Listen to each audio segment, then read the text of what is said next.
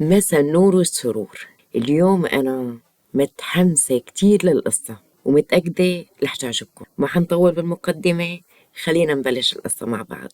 قصتنا عن رجل سوري بالثمانينات، مثل ما أغلبكم يمكن بيعرف صار شوية اضطرابات في سوريا، فقرر هذا الرجل يطلع من البلد وراح على بيروت، ومن بيروت طلع على ألمانيا وتزوج، والله رزقه أولاد، وكان أكبرهم يوسف. ويوسف هو بطل قصتنا اليوم. يوسف كان بيشتغل بأحد معامل السيارات الموجود على أطراف برلين. طبيعة عمله كانت بالأمن، لأنه كان شاب رياضي طول بعرض ووسامة. يوسف كانت تجمعه علاقة حب مع ناتالي. ناتالي بنت بنانية كان عندها من اللطف والرقة كتير، والعناية بالمظهر الشخصي واللياقة البدنية يلي زادها جمال وأناقة. أنا ما دخلني، هو هيك مكتوب. وهي تولد برلين مثل يوسف تماما، والاثنين بيحملوا الجنسية الألمانية. ويوسف وناتالي كانوا بيحبوا بعض كتير، وكانوا على اتفاق مع بعض، والله رزقهم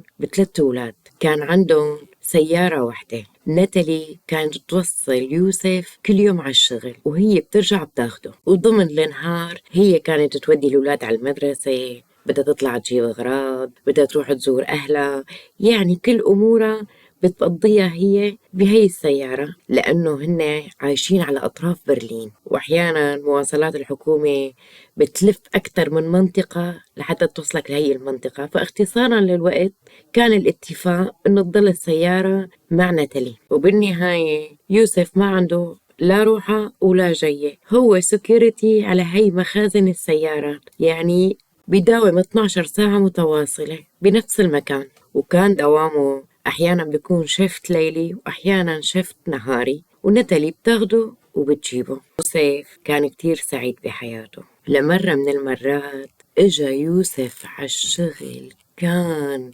مزاجه كتير متعكر ووشه ما عم يتفسر أبدا. دخل عالشغل حتى السلام ما رمى على رفقاته، وكل ما يطلعوا عليه رفقاته يلاقوه صافن وماله مركز أبدا. كلهم لاحظوا عليه إنه في شي مو طبيعي، وخصوصا رفيقه أبو لؤي. وأبو لؤي كان هو الوحيد العربي السوري يلي عم يشتغل معه بنفس القسم بالأمن. أبو لؤي كان محقق جنائي بسوريا، وبسبب الأحداث اللي صارت بسوريا ب2011 أبو لؤي هاجر من سوريا واستقر ببرلين، والتحق بشغل بنفس الشركة هي اللي بيشتغل فيها يوسف. وأبو لؤي صار أقرب صديق ليوسف، ومتعود عليه إنه طول النهار بيضحكوا وبيمزحوا مع بعضهم سوا، وبيفطروا مع بعض وبيتغدوا مع بعض، يعني أقرب صديق ليوسف. وبيعرفوا ليوسف إنه كتير وشه بشوش وضحوكي، وبشوف زوجته هي عم تجيبه وهي عم تاخده، وإنه حياته مستقرة. قرب أبو لؤي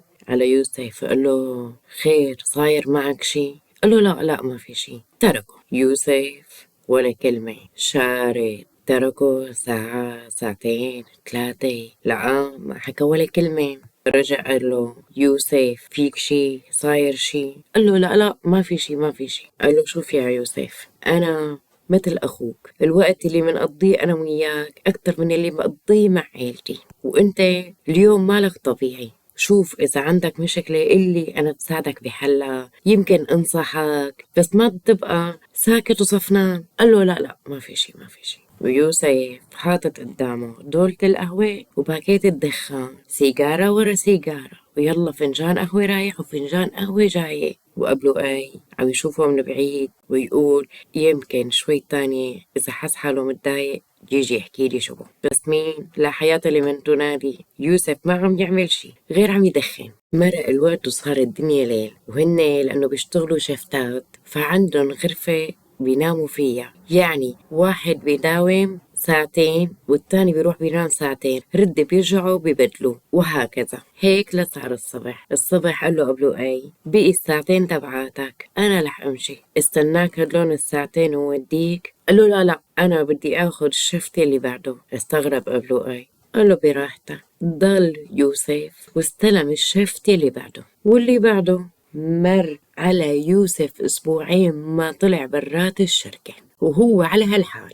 ويجي شفت يوسف مع أبو لؤي ورد يتركوا يومين ثلاثة ويرجع يجي دور شيف تبع يوسف مع أبو لؤي. ولاحظ أبو لؤي إنه وضعه هو لساته متضايق ولساته متوتر ولساته معصب ولا عم يرضى يحكي مع حدا، ما بيعمل شي غير بيشرب قهوة ويدخن. صار يوسف وشه أصفر مثل الليمونة ونزل وزنه 4-5 كيلو، لا عم ياكل ولا عم يشرب، وتحت عيونه أسود من السهر والتعب. وهالمرة مسكوا أبو لؤي وقال ما رح أتركه، رح أفهم شو قصته. قال له يا حبيبي يا يوسف شو عم تموت حالك على البطيء؟ يا أخي شو قصتك؟ يعني ميت لك حدا؟ عندك ولد صايبه مرض خطير؟ شو صاير يا أخي انطق. وهون ينفجر بقى يوسف يقول له مشان الله لا بقى تحكي معي، لا بقى حدا يحاكيني، أنا نفسيتي تعبانة، أنا واقع بمصيبة. قال له أبو لؤي احكي يا أخي لا تخاف، نحن رفقك وسرك كبير، بس قول خليني ساعدك باللي بقدر عليه، على الأقل تطلع من هذا الموضوع. يعني بدك تضل هيك بهي الحالة؟ وتجي ليوسف نوبة بكاء وبدي يبكي ويشهق من جوات قلبه. أبو لؤي انصدم، قال له لهالدرجة المصيبة اللي عندك لهالقد كبيرة؟ قال له يا يوسف ما في شي بيستاهل، وبهالدنيا كل شي له حل، ما في شي ما له حل، فهمني انت شو القصة. قال له اسمع يا أبو لؤي، صارت معي قصة قبل ب15 يوم. كنت مداوم وكان دوامي شفت الليلة، وبتجي ناتالي الصبح الساعة 8 بتاخدني. قال له ايه، ويومها ودعتك واجت ناتالي وطلعت معها بالسيارة وطلعنا من المعمل. هذا المعمل على أطراف برلين بالضواحي، يعني تقريبا المنطقة شبه ريفية، وأطراف على اليمين والشمال غالبية الطريق غابات. مهم قال له بعد ما طلعنا أنا وناتالي بحوالي 15 كيلو متر أنا كنت كتير تعبان، رجعت الكرسي لورا، قلت لأغفالي شوي لبين ما نوصل، ونتالي هي اللي عم تسوق السيارة. وشوي وبنص الطريق بتطلع صبية عم تأشر بإيدها كل ساعتين حتى يمر باص واحد بتوقيت محدد بودي على القرية يلي بريف برلين البعيد. ناتالي قالت لي شوف يوسف، شوف في بنت لك هنيك واقفة بنص الطريق وعم تأشر، والله يمكن مقطوعة يا يوسف وما في حدا حواليها، شو رأيك ناخدها معانا ونوديه على طريقنا؟ قال لها يا ناتالي والله أنا تعبان وهلأ طالع من الدوام ومالي نايم، هلأ بجوز تطلع طريقة غير طريقنا. قالت له طيب مو مشكلة خلينا نسألها، إذا طريقة نفس طريقنا بناخدها معنا. ولسه هو عم يتناقش هو وياها، ناتالي وقفت السيارة قدام هي البنت، فتحت الشباك، سلموا على بعض. خير؟ قالت لها بس بدي توصليني لقدام شوي. لفت من ورا السيارة وفتحت الباب الخلفي، وأول ما انفتح الباب الخلفي يطلع من الغابة 3 شباب ويهجموا كلهم على السيارة. يوسف دغري انتبه ونط بسرعة وبدي يقاوم فيهم، ولف واحد ومسك ناتالي وسحبها لبرات السيارة ونازل فيها ضرب وسفق ورقع، واتنين هجموا على يوسف وهو عم يحاول يقاومهم، والبنت اللي عملت هذا الفخ عم تساعدهم بضرب يوسف وناتالي. يوسف مثل ما قلت لكم يعني مثل البادي جارد الضخم، اصلا شغلته بالامن والسكيورتي، وهن ما بينقوا الشركة غير واحد عنده مواصفات معينة. بس رغم هيك جاي من الشغل وتعبان ومو نايم، ومثل ما بيقول المثل 2 ضعاف بيغلبوا واحد قوي. ويجي واحد بقطعة حديد تقيلة يخبطه على راسه ليوسف ويوقع على الأرض ويغمى عليه، وركبوا كلهم بالسيارة وخطفوا ناتالي زوجته ويغادروا كل المكان، ويوسف على الأرض بين عم يغمى عليه وبين عم يحاول يقوم يرد يوقع على الأرض. واستمرت هي الحالة حوالي ساعتين وهو عم يرفع ايده مشان يلفت نظر بس حدا يشوفه ويساعده. بعد ما جر حاله شوي شوي على الأرض حاول يوقف بنص الشارع وهو مدودخ، ووقفت له سيارة. قال لهم مشان الله بس بدي تليفون اتصل بالشرطة لأنه صار علينا اعتداء، وخطفوا زوجتي وأخذوا سيارتي. وفعلا اتصلوا على الشرطة وإجوا رجال الأمن وبدي التحقيقات وعمموا على نمرة السيارة وبدي البحث على ناتالي، ونقلوا يوسف على المستشفى حتى يعالجوه، وحققوا معه وأخذوا منه كل تفاصيل الحادث. وبعد حوالي 6 ساعات قدروا يلاقوا السيارة. في شخص شافها واقفة بمكان غريب وبلغ عنها، واللي لفت نظره إنه كانت السيارة شغال الميتور تبعها. ولما قرب على السيارة لقى فيها سيدة عارية ومربطة بحبال. ولما وصلوا رجال الأمان اكتشفوا إنه في حدا كان خاطف ناتالي وتم الاعتداء عليها واغتصابها. وبعد ما أغمى عليها من كتر الضرب تركوها بقلب السيارة وهربوا. ويقول يوسف بعد ما جابوها كله بثواني وزوجتي منهارة وحالتها النفسية بالأرض من اللي صار فيها ضرب واغتصاب واعتداء. قال له ايه وبعدين يا يوسف؟ قال له بعدين سجلنا قضية وقدمنا بلاغ وعطيناهم كل أوصاف الأشخاص ولهلا عم يدوروا عليهم. ما في دليل واضح عليهم، ما في كاميرات التقطت لهم صور، بس اعتمدوا بس على أقوالنا ولسه القضية عم يحققوا فيها. بعد الحادث أخذت زوجتي ورجعنا على البيت، بس نحنا نفسيتنا بالأرض على قد ما حزينين وزعلانين. قال له ايه وبعدين؟ قال له مثل ما بتعرف جيت انا على الدوام لهون كنت مزعوجة كتير وشفتني حتى الحكي ما عم يطلع معي. شو بدك يعني احكي على الفضيحة اللي صارت لي؟ وضيف إلها صار عندي مشكلة تانية، انا بعد اللي صار مع ناتالي نفرت منها وما عم بقدر اتقبل يلي صار فيها وإنه يجي حدا يعتدي عليها ويغتصبها. ولا تقلي أنا بعرف إنه هي ما لها ذنب وإنه هي مثلي ضحية، بس أنا بشر ونفسيا ما عاد قدرت أتقبلها. صرت أتحاشاها وما بدي أقرب عليها وشايفها كمان هي عم تبكي ونفسيتها منهارة وصارت تترجاني إنه ليش هيك عم تعاملني بهي الطريقة. لك أنا شو سويت؟ أنا شو إلي ذنب بكل القصة؟ مو قدامك صار كل الحادث وإنت شفته بعينك؟ بيقول أنا صرت ما عاد بدي أروح على البيت، ما عاد بدي أشوفها. ولما رجعت على البيت قالت لي خلص طالما أنت ما بدك يعني خلينا نتفق على الانفصال. وفعلا قالت لي أنا ما عندي مشكلة، وحتى أنت إذا بدك الأولاد خدهم، أنا بدي أرجع لعند أهلي، وخد أنت حضانة الأولاد لأنه أنا يا دوبي براسي ارجع لعند اهلي. فينا كل هاد وكيف تدمرت حياتي وكيف تشردت العيلة كلياتها، اولادي بقرني ونتلي بقرني وانا بقرني، وبنفس الوقت ما عم بقدر اتقبلها يعني مو بايدي. قبله اي؟ قال له والله ما بلومك، يلي صار فيك ابدا ما له قليل. قال له طيب هلا هدي شوي واهدى وانا رايح اعمل قهوة، واليوم نام هون بالشغل وانا اليوم مالي رايح على البيت رح ضل معك وان شاء الله ما بيصير غير كل خير. قبله اي بيقول حسيته هيك مثل فضفض شوي كأنه ارتاح وصار احسن. وبعد حوالي 3 ايام رجع قبله اي قعد هو ويوسف. هلا هون بديت القصة يلي كنا عم نحكي بالاول، هذا كله مقدمة. قبله اي قال له شوف يا يوسف انا قررت انه يساعدك. يوسف اطلع هيك من فوق لتحت فيه انه بشو بدك تساعدني بالله؟ قال له بحل القضية. كيف يعني؟ يعني رجال الأمن بكل برلين عم يحاولوا يفتشوا على المجرمين ويحققوا حتى يصلوا حل القضية وما لقوا حل القضية. كيف بدك تساعدني؟ مصاري؟ أنا مالي محتاج مصاري. قال له لا لا بدي ساعدك بحل القضية. قال له يا ابن الحلال يعني أنت اللي بدك تكشف القضية؟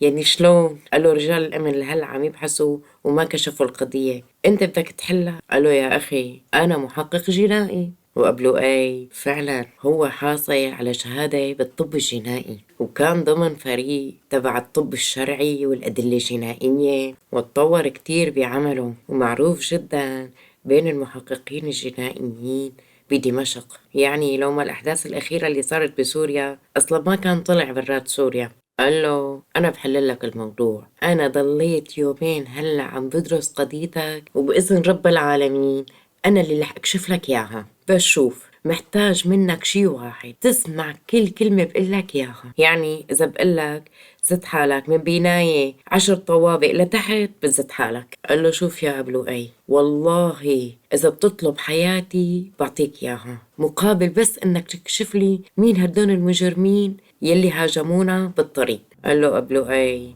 هلأ عود وارتاح، عنا حراسة 12 ساعة يعني الوقت معانا كله نحكي وبتخبرني كل التفاصيل. قال له هلأ بدي إياك تعدلي القصة من أول وجديد ولكن بكل التفاصيل لا تفوت ولا تفصيل حتى بدك تقلي شو كنت لابس فداك اليوم، شو لابسة زوجتك، شو شنتاية اللي حاملتها، لا تفوت لي ولا تفصيل صغير، المكان بالضبط يلي تعرضتوا فيه بالاعتداء، شو كان في أغراض بقلب السيارة، وين كانوا تاركين السيارة. رجع يوسف يحكي القصة من أول وجديد، بس هالمرة كان مرتاح أكتر من هديك المرة. قال له يوم اللي اجت زوجتي واخدتني من الشغل، يوميها كنا مقررين انه نمرق على واحد من المطاعم اللبنانية بيعمل معجنات وشغلات للفطور، بدنا ناخد معانا كم منقوشة لأنه عنا موعد بوحدة من الشركات العقارية، مقررين نشتري بيت.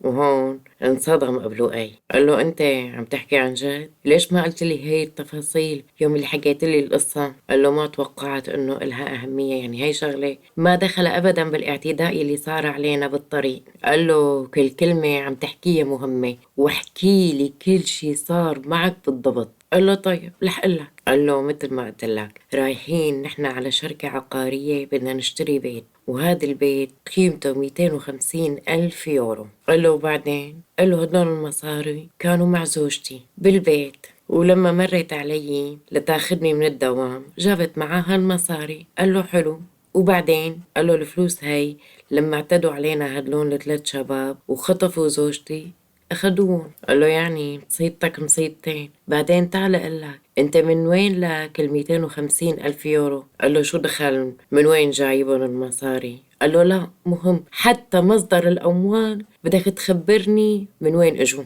قال له شوف، أنا 150 ألف يورو حصلت عليهم لما كنت أشتغل بوحدة من الشركات من حوالي 5 سنين، صار عندي إصابة عمل ودفعوا لي إياهم كتعويض، وبعدها الحمد لله تعالجت وطبت وصرت أحسن بكتير، وأنا مجمع شوية مصاري وأخذت قرض على عملي حتى قدرت جمع 250 ألف يورو، ونحن البيت اللي شايفينه بدنا نشتريه حقه 250 ألف يورو. قال طيب وبعدين؟ قال له ولا قبلين، لا هاي من عندي ما دخل. المهم وبعدين؟ قال له هذا هو اللي صار معانا وخطفوا زوجتي وبتعرف القصة الباقية. قال له طيب هلأ شو وضع زوجتك؟ قال له مثل ما خبرتك نفس القصة، لما شافتني مالي متقبلة هي قررت انه بدها تروح تقعد عند اهلها، وبعدها اتفقنا أنا وياها إنه ننفصل. قال له طيب عندي سؤال، مين اللي عرض على التاني بيناتكم إنه ياخد حضانة الأولاد؟ قال له هي اللي عرضت علي، هي بتعرف تماما إنه أنا ما بقدر أعيش بلا أولادي، وإذا بتاخد الأولاد ما رح طلقها. قبله أنا ما فيني بعد عن أولادي. قال له تمام، يعني صار بيناتكم اتفاق بدون مشاكل؟ قال له نعم. قال له اسمع يا يوسف، اتذكر التفاصيل، وأنا نفس الأسئلة اللي أرجع أسألك ياهم بعد أسبوع، لا تنسى. قال له تمام أوكي. قبله كان عامل له ملف وفايل، كل شي حكاه سجله ودونه، وقال له ليك يا يوسف أنا في عندي أكتر من مشتبه، وأنت واحد من المشتبهين اللي حاطك على رأس القائمة، لا تزعل مني. هي كل القصة كذب بكذب، وأنا ما بشتريها بفرنك مصدي. انصدم يوسف، قال له الله يسامحك، يعني أنا كنت كل اللي عم بحكي لك إياه كذب؟ قال له لا، أنا ما قصدي عليك إنه أنت عم تكذب، أنا قصدي كل القصة اللي صارت كانت فيلم تم حياكته بمكر ودهاء، وانت اللي كنت الضحية. قال له كيف طيب؟ قال له هاي ناتالي اللي خدعتك، وهي اللي مألفة الفيلم كله بالكامل. قال له مو حرام عليك تحكي هيك على ناتالي، لك أنا بحبها وبالنهاية بتضل أم أولادي. قال له أنا شارطتك من الأول إنك ما تزعل وتتقبل شو بدي أحكي، وهاد رأيي. قال له اسمع كلامي للنهاية، وأنا لما بطلع مالي سادة ساعتها نحكي كلام تاني. قال له طيب ليش أنت عم تشك بزوجتي؟ قال له لأنه كانوا 250 ألف يورو هن كانوا الهدف. يعني شو هالعصابة هي يلي ما خطفوك زوجتك إلا وقت كانوا معاكم 250 ألف يورو ورايحين على موعد مشان تشتروا بيت؟ معقولة؟ من الآخر أنا شاكك بزوجتك، وإذا تأكدنا إنه ناتالي هي ورا القصة رح يرجع لك كل حقك وفوق منا 250 ألف يورو يلي راحوا منك. قال له طيب كيف؟ قال له هلأ أنا رح لك الخطة ورح ننفذها بكل حذافيرها. أول شي عود بجنبي واتصل على ناتالي وبدي إياك تطول الحديث معها. هلأ هي وين؟ قال له هلأ هي موجودة بمدينة تانية عند أهلها. قال له تمام. علاقتك أنت وياها منيحة؟ قال له لا، علاقتنا كتير منيحة. يلا اتصل عليها. وإذ بترد ناتالي زعلانة وعم تبكي ويسألها كيفك يا ناتالي، كيف الحياة معك؟ قالت له والله مشتاقة، رح يطق قلبي على الأولاد واشتقت لك كتير، والله ولا مرة توقعت إنه يصير معانا هيك ونحن الاثنين نفترق. وهلأ حولوني لمعالج نفسي، عم بتعالج نفسيا عند الطبيب وما عم لحق والله دفع مصاري. ألا لا تحملي هم، أنا هلا رح أحولك 10,000 يورو، الله وكيلك هدلون كل يلي معاي. المهم تكملي علاجك ولا تخلي ينقصك شي.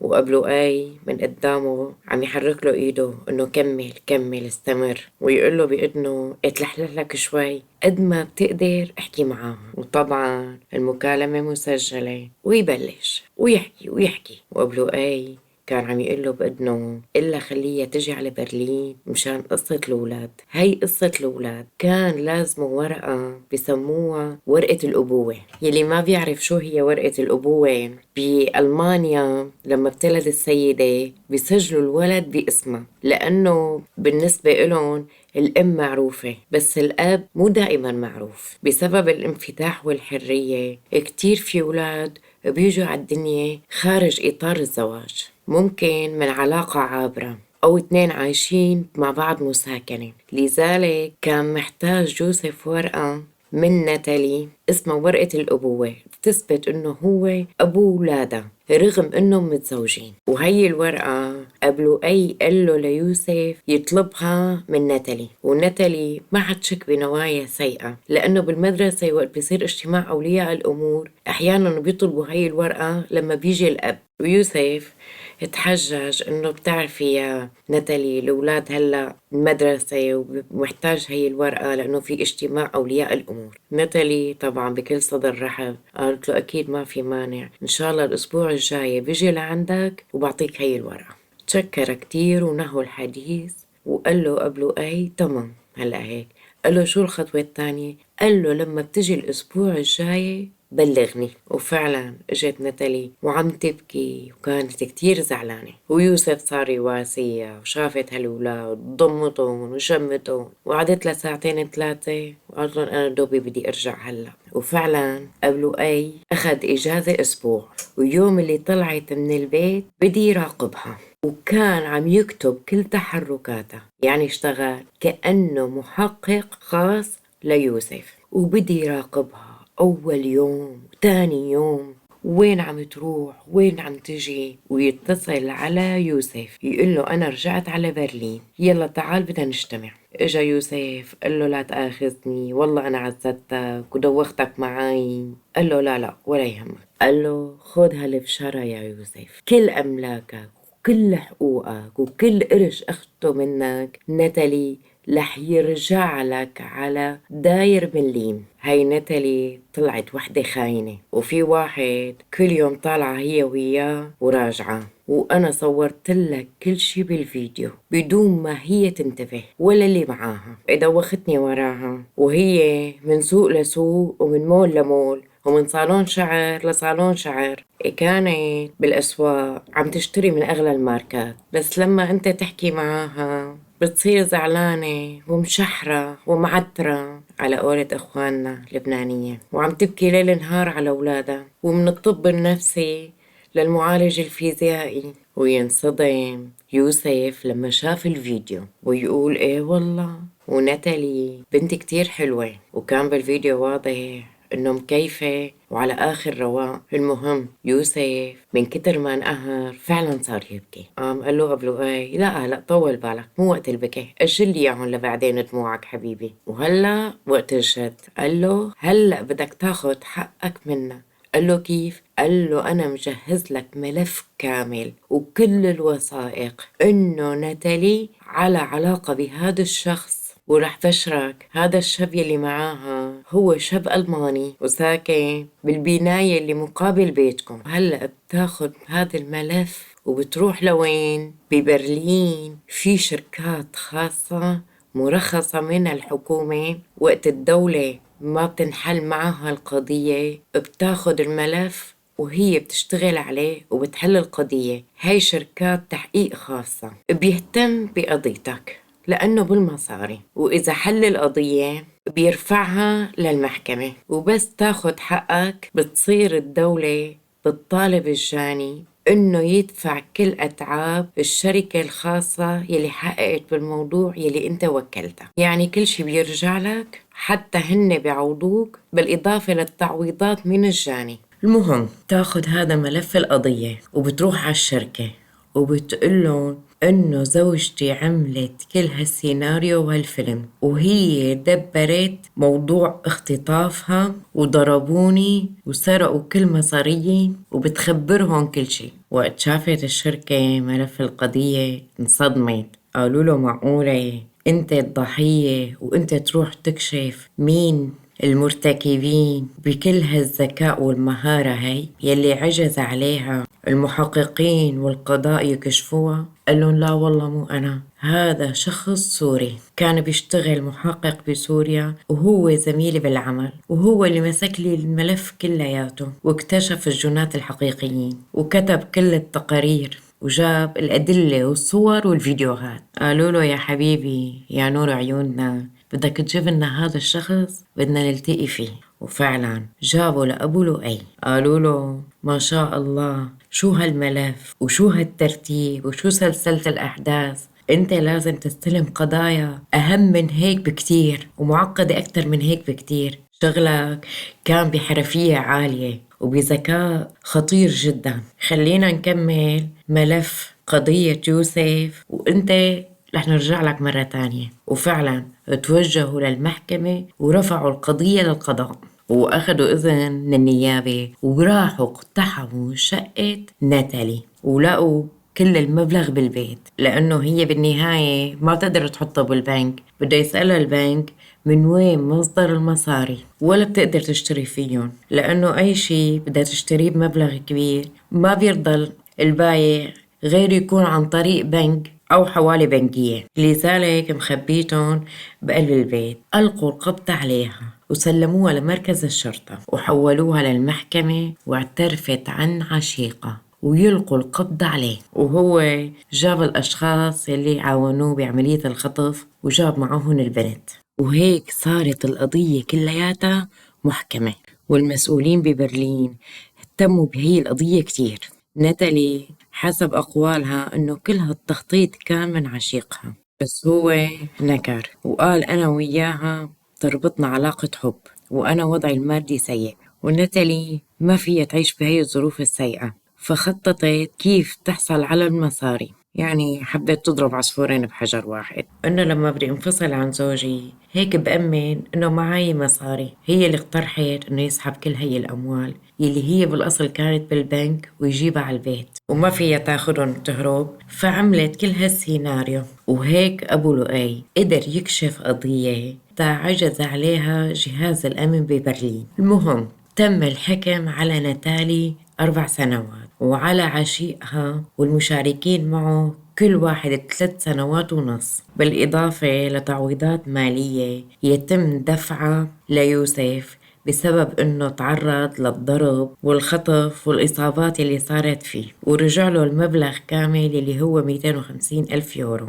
وغرموا ناتالي واللي اشتركوا معاها بدفع كل تكاليف شركة التحقيقات الخاصة. هلأ بنرجع لأبو لؤي. أبو لؤي صار معروف بوسط المحققين وشركات المعنية بأمور التحقيق الخاص، وسمع عنه رئيس بلدية برلين بعد دعوة لأبو لؤي وتشكروا وعطاه كتاب شكر على تعاونه معهم. وشركة التحقيق الخاص وظفت عندها أبو لؤي براتب عالي مع سكن وسيارة، وانتشرت هي القصة كاملة بالصحف الألمانية بنهاية 2012. أما يوسف أخذ أولاده واشترى أحلى فيلا في كيا برلين. وهيك قصتنا بتكون انتهت، وكل واحد فينا له قصة وكل قصة إلها بداية ونهاية. بشوفكن بقصة جديدة، بأمان الله، سلام.